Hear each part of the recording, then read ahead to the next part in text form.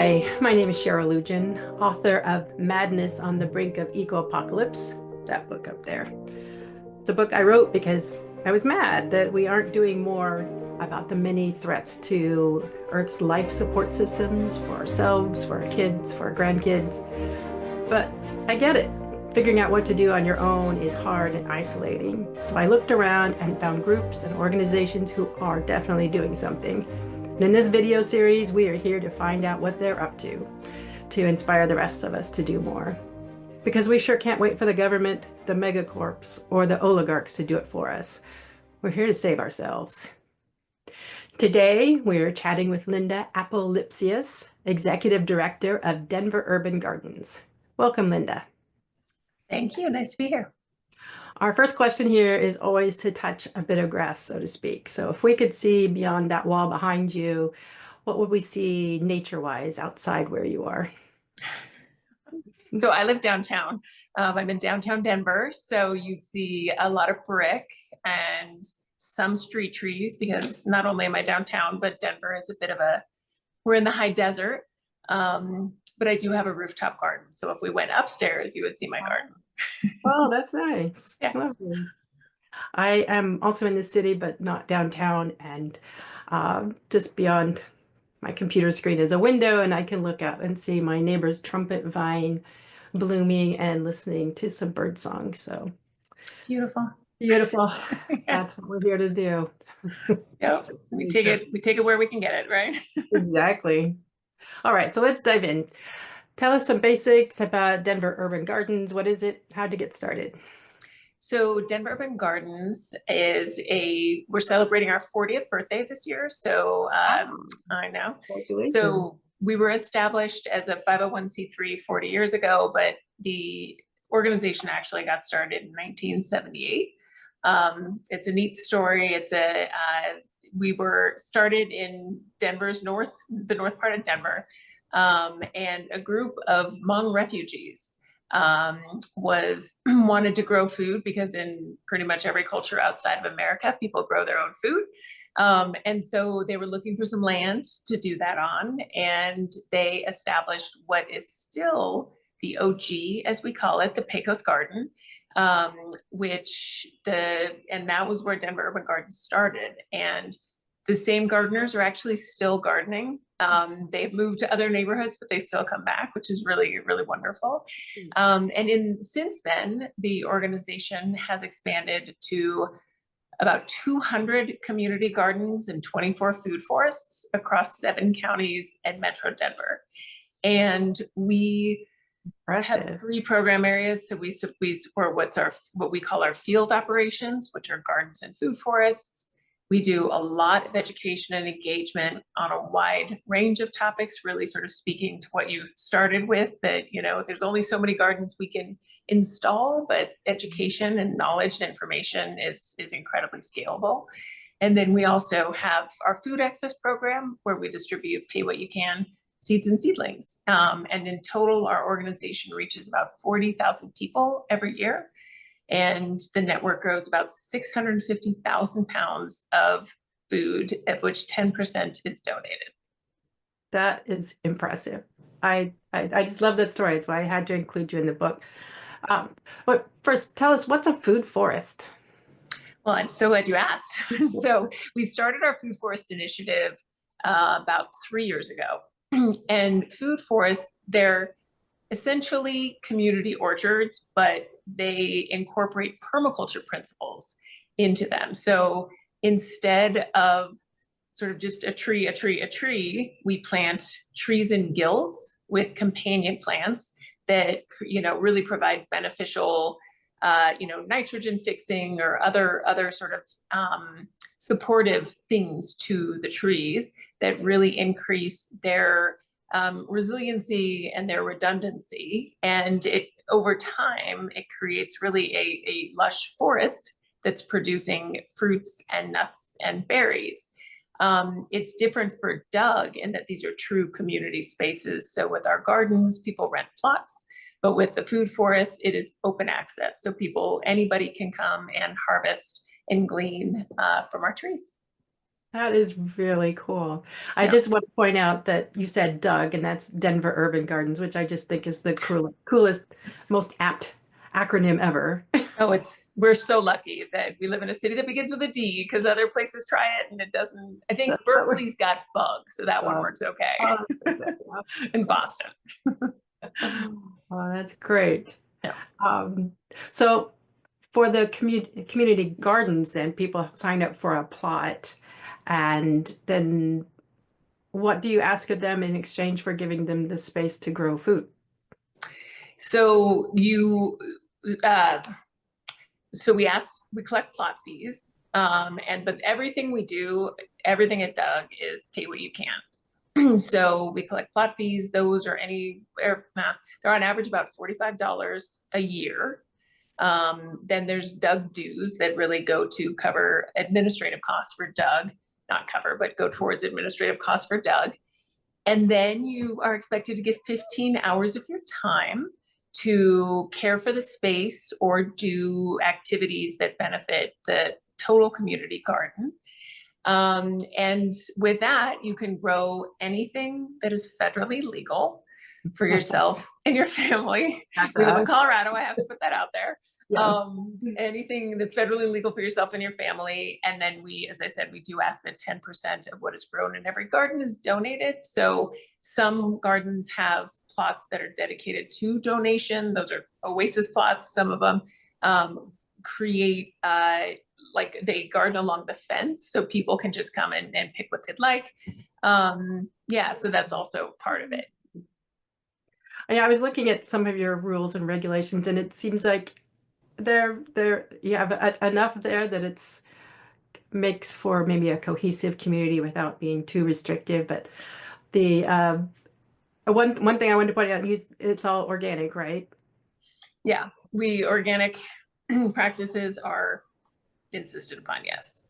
So I saw that there's no chemical pesticides, and so do you, is that part of your education, teaching people how to do that? If people have only grown traditionally, well, we consider traditionally, at least in the United States, Conventional, yeah. conventional. Yeah, we Yeah. or regenerative organic, I think we like to say, because it's much more than just the sort of nature and characteristics of the pesticides and the fertilizers. It's cover crops and mulch and water-wise practices, crop diversification. So we always want pollinators in gardens as well as food producing plants. So yeah, the education comes in a bunch of different ways. Every garden has gardeners of different levels, different backgrounds. So, the primary learning really comes from each other, which is really great. And we do have tons of classes where people can, get educated, whether you're a brand new gardener or an experienced gardener, just on different regenerative practices. And then we have a lot of online resources too. So growing guides and just, beneficial pests and season extension, some really, really just handy, very regenerative and, beneficial tips. Yeah, I saw your programming, what you had online, and it's extensive, and I wish I could come.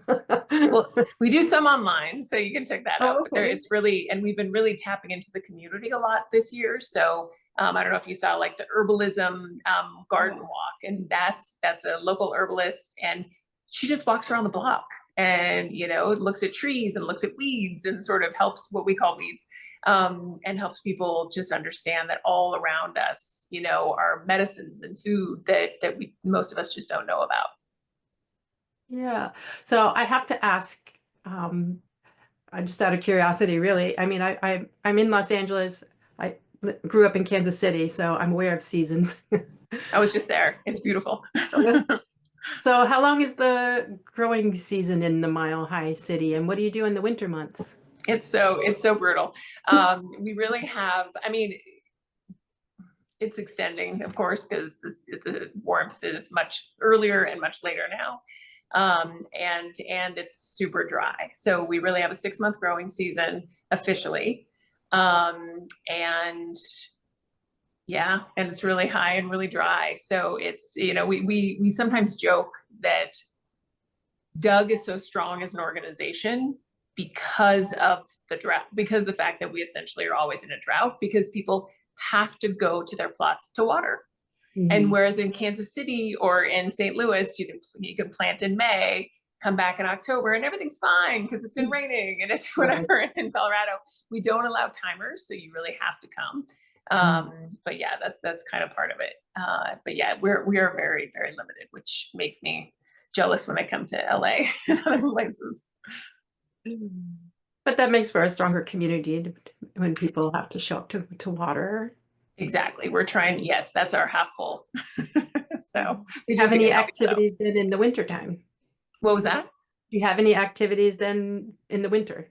Well, we do, I mean, we tell people to do cover crops so that, the gardens are doing their work and the soil is being rebuilt during the winter. So we're really trying to educate people on that fact that things are happening in the winter in the gardens.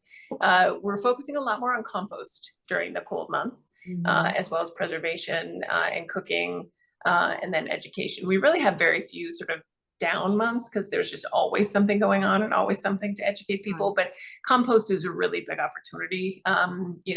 Both municipal compost and backyard composting, and we have a really robust community composter training program. So yeah, that's a big area for us during the cold months. I'm a big compost fan. I have a natural obsession. So yeah, I do believe compost can save us. So I'm a big fan. So let's talk about growing food in relation to resilience in these days of climate crisis and changing everything. How does growing food factor in?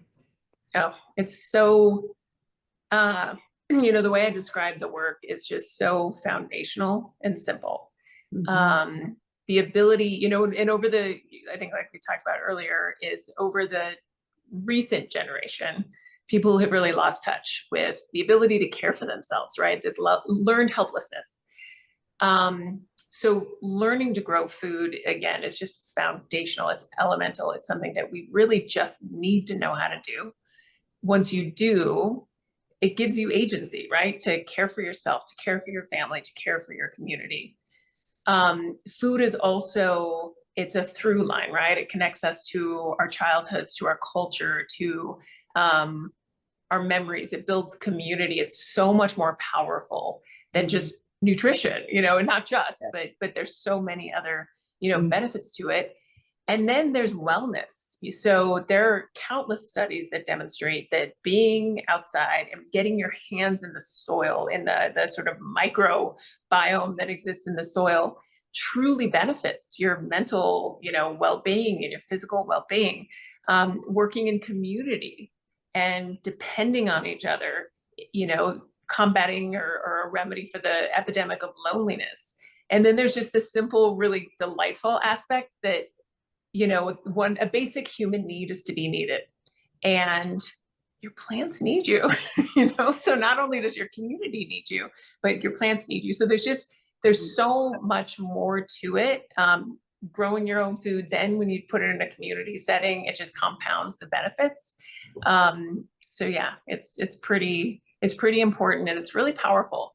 And I think just giving, especially with what's happening in the world right now, reminding people that we do have what we need to, care for ourselves and our families and our communities.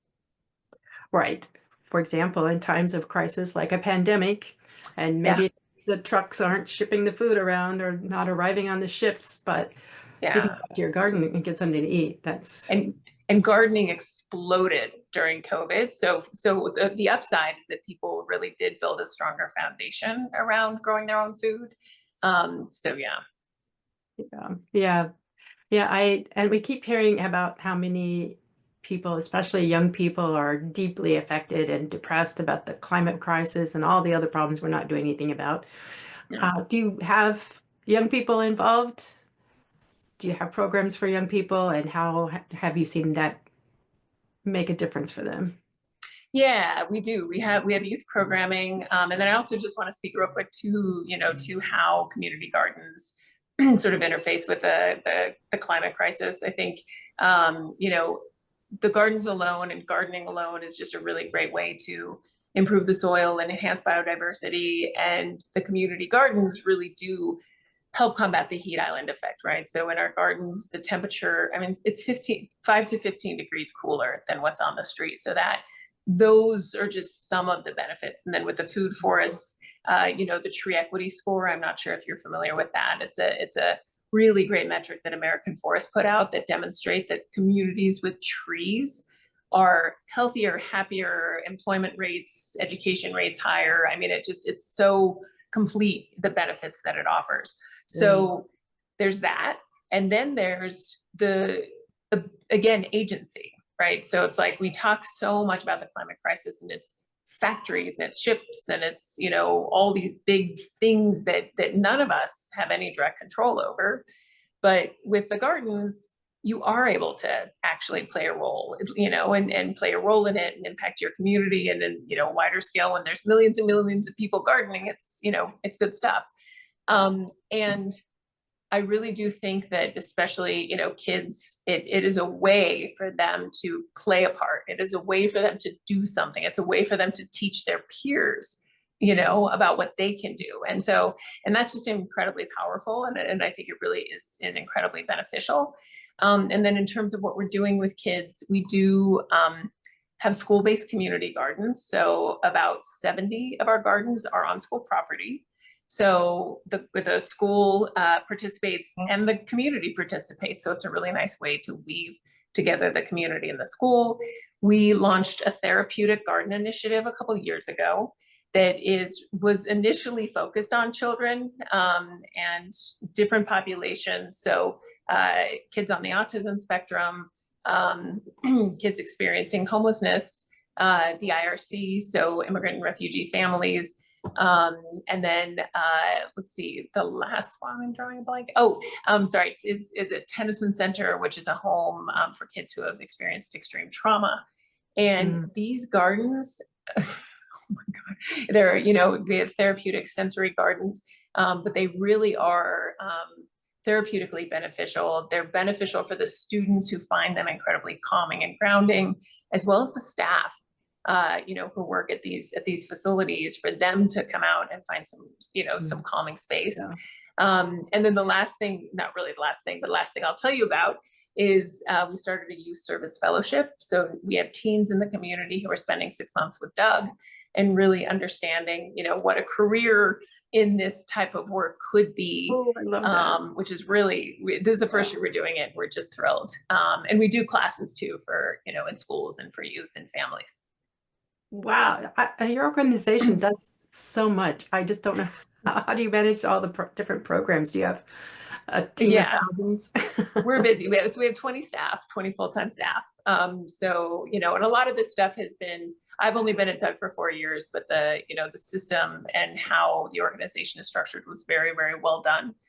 So we do have some nice capacity to support our community. Do you have any advice for someone who says, I have never gardened? It sounds interesting. I would love to be able to do that, but I just don't have a green thumb. Oh yeah. How could they stick their toe in? Take a class, come to Doug. I mean, we really do target for beginner gardeners. I also say, just get a tomato plant and put it in a pot on your window. Like, start that way.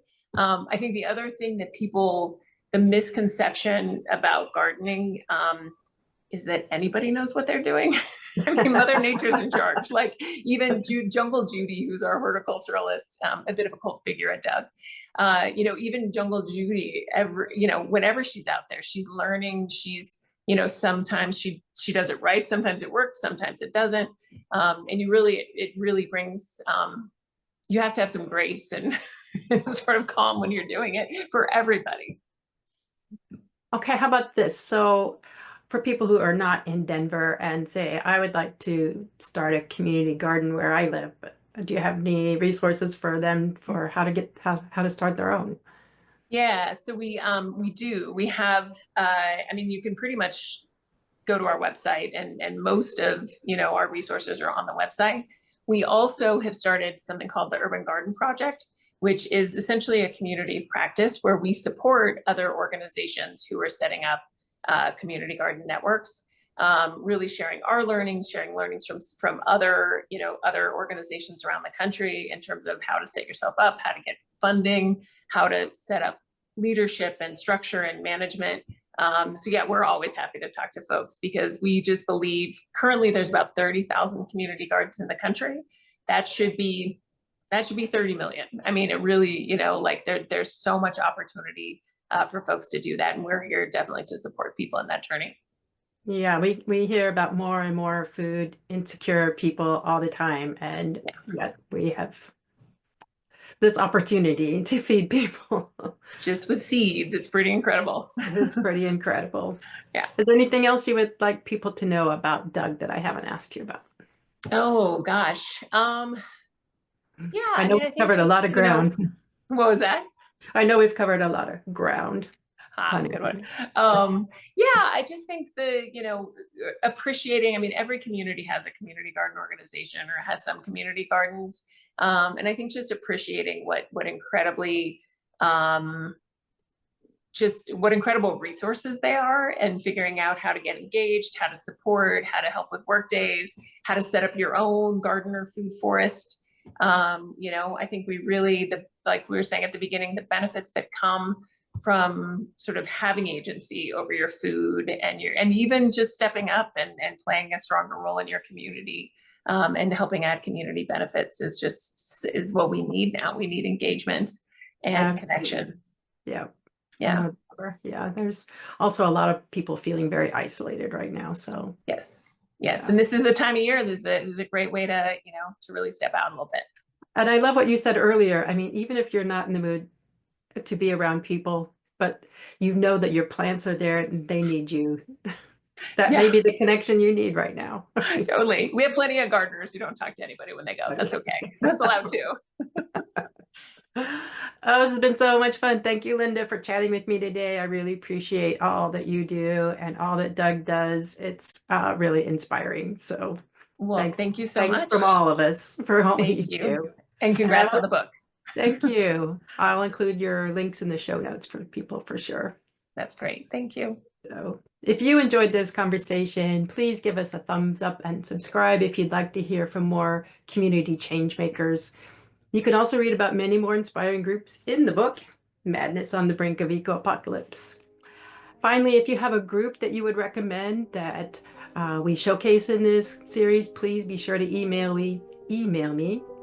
We want to give voice to all who are caring for people, plants, and critters. Because again, we sure can't wait for the government, the oligarchs, and the megacorps to do it for us. We are here to save ourselves.